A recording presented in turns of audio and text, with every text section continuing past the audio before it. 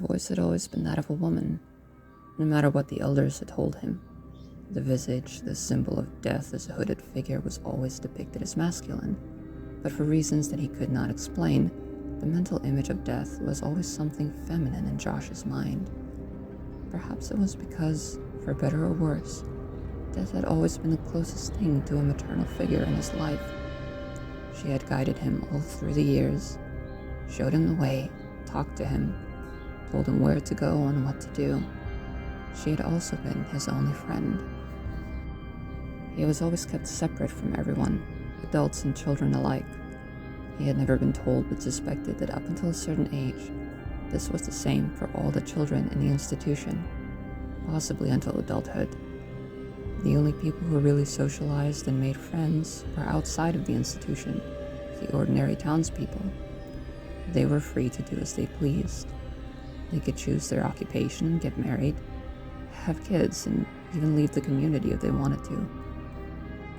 The monks tasked with watching over him had noticed his talent early on, when he was still a child. They kept an eye on him, and when his gift was confirmed, brought him before the priests to explain his role. Then the elders had trained him and taught him. They had known he was ready when he was able, successfully, to slaughter each and every person that had piled up in the penitentiary during his years of getting ready. They had first seen it in his drawings, the ability to predict and prophesize. He dreaded going to sleep each night. He knew that dreams would plague him endlessly. They did, every night. Horrid dreams, ugly dreams, dreams of people's sins and of their suffering. Death spoke to him, even when he was asleep. But in his dream she took on a more serious tone, became grim and dark. His work during the day, even in the dead of night, did not torment him as did his dreams. It was not the actual moment of death that traumatized and tortured his mind, but what led up to it. The priests had been the ones to scold and chastise him. The monks merely saw to him being where he was meant to be, and that he did not try to run away. The elders were his teachers, who taught him the art of killing. They themselves had never had to kill anyone. No one but the chosen one would ever have to dirty their hands in this way. But the elders brought up generation after generation in this way of thinking and killing and living. Murder was the ultimate sin, but once in a generation, the god the priests worshipped chose one to bear the burden of blood on their hands, damning their souls for the greater good of the community. Josh saw and heard in his dreams the agonized screams of victims, people in pain and suffering who needed to be saved.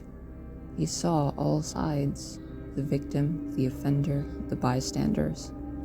3 nights, each night a different dream, and in the end, he would decide who to kill and who to let live.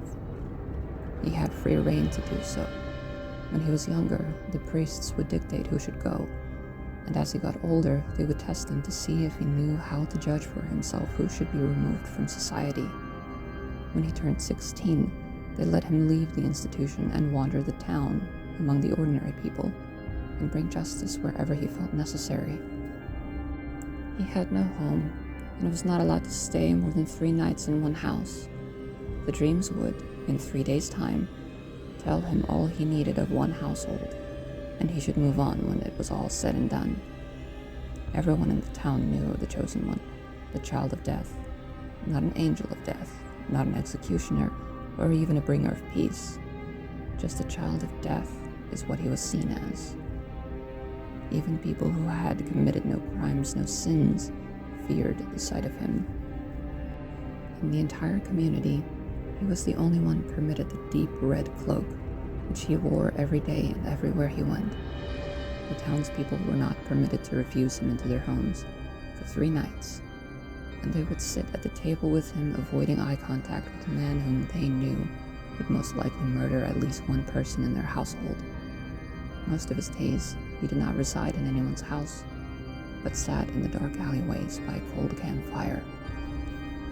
He would only ever return to the institution for supplies, particularly if his dreams had sent him further away than usual. Every time he heard the voice in his mind, telling him to make the final shot, deal the final blow, take the final swing. Whatever his weapon, whatever the crime, he heard his maternal figure telling him to kill while looking into the eye of whomever it was that needed to die, and the final moment was always one of acceptance and serenity. But the dreams haunted him. As a child he had fought the urge to close his eyes, had stayed up as long and as late as his body would allow him, but in the end the soothing voice lulled him to sleep every time. Sleep, Joshua. I will be here when you dream. I will be here when you wake. I am with you, always. The voice breathed out over his mind as the world went black around him. He loved her. She comforted him. Death had never steered him wrong. He knew it in the depths of his soul. Every person that he had ever judged, ever killed, had deserved it. There had been people who deserved judgment, but not death, and he let them go. There had been people who deserved worse, but death was all he could give them. There were those who did not deserve to die, but for whom death was welcome and merciful.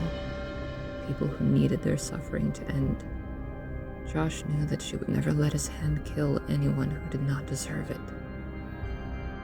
He was 19 now, and had killed almost 100 in a short time outside of the institution.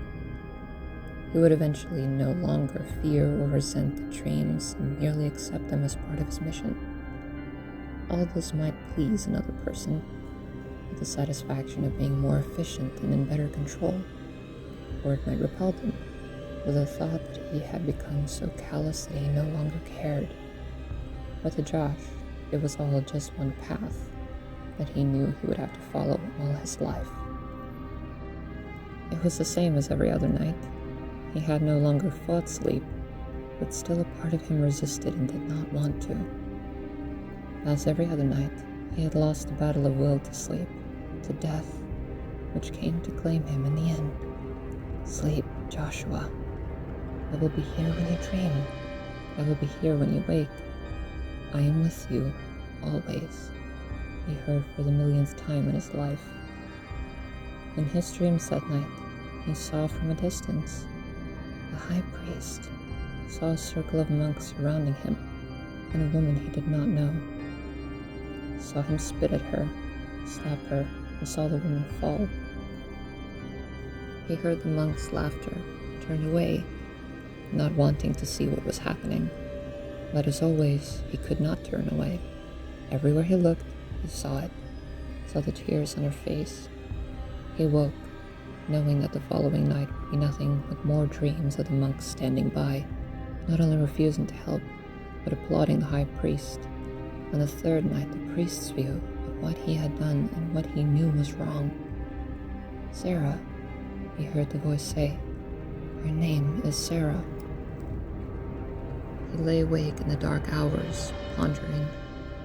He would have to sneak into the institution. The elders would never believe that a member of the organization was involved in such things. Joshua, whatever you do, you must save this woman before the third night, he heard. He did not reply, but nodded. The elders had taught him to pick locks, to sneak past security, knowing that despite being forbidden to do so, there would still be people who refused to let him into their homes for the sake of his work. He did not go in by the front gates, but climbed up the wall at the back, entered the building by means of a hidden tunnel that led to a dark room that was hidden in an unsuspecting hallway. He waited in the darkness until it had been an hour since the last footsteps had graced the halls outside. He formulated his plan during the day. In order to maintain the element of surprise, he would kill as many as he could in the first night, before the second dream.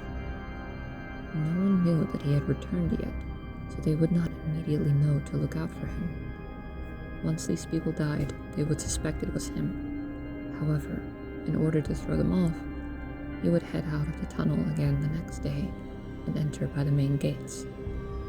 He would ask the elders to help him prepare for a killing, food, supplies, weapons in particular. They would be less likely to believe that the previous night was his doing. That night, more than half the monks fell. He snuck into their chambers, killed them as they were sleeping, silently, quickly. He exited again by the tunnel, climbed over the high wall, and made his cold campfire a while away from the institution's building. He ate, slept, dreamt about the cold and callous delight of the monks as they watched and applauded the high priest. In the morning, he waited until the sun rose, and then went to the gates. In the room, the priests held their council. He was told of the passing of almost 100 monks in the night. He kept the expression that he always had on his face, that he bore since early childhood: indifference. The priests and elders whispered rumors that the chosen one truly had no soul and no remorse. He kept up the facade and lied to them through his teeth. The dreams have sent me here to find the murderer hiding within your walls. I need weapons to carry out this mission, he professed. Granted, he heard the head priest say, and felt the cold creeping into his skin as he kept his expression still. He spent the day preparing for the worst, the possibility that the head priest might be equipped with his own weapons, might fight back against him, might summon the security, and that he himself might have to fight more people than he had weapons handy for, even with everything the priests had granted him. He roamed the halls, and wherever a lone monk passed him, the monk in question was dragged swiftly into a dark corner. He knew the bodies lying around the building would not be discovered until the following morning, when the monks failed to show up for their daily rituals that the other priests were a part of. When night fell, he knew that there were very few monks left, and that most likely they would refrain from their nightly visit to the woman, or at the very least, since the previous night, would deem it unsafe to sleep in their usual chambers. He did not know where to find them, and felt lost. "Joshua, do not worry. I am here, always. I will guide you, always. Let me take control, just this once," he heard Death say. He nodded, and felt himself being overtaken by a spirit that was not his own. His body moved without his say-so for the first time in his life, and he allowed the voice to take him where he needed to go. He found the remaining monks hiding in a room where his dreams had taken place, in an upper floor hidden behind another, larger room. The moment they saw him, they knew that they were doomed. Not a single one resisted him. Each and every one died with a prayer on their lips. He was about to ask Death to take over again, lead him to where the head priest was, and he felt a blow at the back of his head. The world went black after a brief struggle. "Sleep, Joshua. I will be here when you dream. I will be here when you wake. I am with you, always," he heard, as he heard every night. He dreamt about the priest's sadistic laughter and sick pleasure, felt colder than ever before as he saw the woman die. When he woke up, there was a gun to his head, a gun that had been allotted to him in the first place by the high priest himself. "So, it was you after all. The monks had insisted you would not do this," he said, taking up the safety. "They trusted you with their lives." In an instant, he felt Death take over yet again. His trained body readily moved on its own, somehow gaining the upper hand, and when he came to, and could see again rather than just feel himself moving, the high priest had a bullet in his forehead and an expression of terror on his face. Turning to his left, he saw the woman. "Sarah," he sighed. It was his first time failing. It was his first time crying. Death had told him that he needed to save her before the third dream, and he could not. He broke down in violent sobs and carried the girl to the elders, tears still on his face. He put her down in the middle of their council room, and they frowned at him. "At least one of you knew that I was lying," he said. No response. "Why didn't any of you help me?" he screamed. "We cannot have the priests getting blood on their hands. You know that. You didn't need to kill him." You could have held him until I got here and silence, he heard. The priest's underling spoke to him now. It had hardly been 10 minutes since the previous head priest had died, and he had already taken his place. As easily as you would reload a pistol or throw fresh wood on a fire. Everything in the organization bespoke efficiency. Everything had to keep running smoothly, no matter what happened. Brother Joshua, none of us knew what the high priest was planning. That he would murder an innocent woman. His voice trailed off. He didn't just murder her. He couldn't bring himself to finish the sentence. It was you who murdered the monks as well, was it not? Yes, he breathed out. Why did you do this? Every last one of them watched, and did nothing to help. They praised him and cheered on the spectacle. The priests murmured among themselves, the elders separately. Brother Joshua, you are free to go. We will provide you again with weapons, food, and supplies. We will replace the monks and have the elders clean up the bodies. Josh was still holding the woman's body. He felt that he could not let go. He did not know that he could return to his work after what had happened. He suddenly desperately wished for the voice, for death to speak to him, and she did. He drowned out everything that the elders were saying as she spoke. Sleep, Joshua. I will be here when you dream. I will be here when you wake. I am with you, always, she said as the world went dark around him yet again. Thank you for listening and watching. All links and references are in the description below.